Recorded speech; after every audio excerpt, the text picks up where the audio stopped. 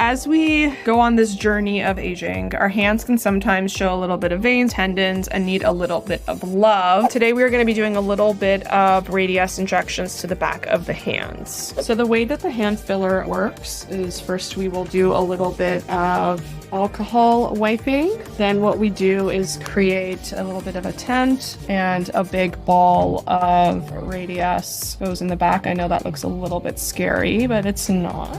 Put this on, and I'm gonna actually have her use the warmth of her body. So put this under your butt. We're gonna do the same thing on this hand. Sit on that. I'm gonna use a little bit of our Nazarian Skin HA Boost. I'm gonna make a fist for me, and I'm gonna use the HA Boost to spread that filler out now that it's all warmed up. This part is looking really good. She's a little bit empty here and a little bit empty here. So we're just gonna tent that up and do another 0.5 right there. Same thing, so use a little bit here and a little bit right there. It's very common, you guys. At beginning, it's gonna kind of look like you have a muffin top hand just from the swelling, or I like to call it a boxing glove. And sometimes even at 2 weeks, it can kind of re-swell. That's totally normal. Things that I like about this product, it actually increases collagen and elastin on the skin wherever it's injected by 15 to 20% based off of studies.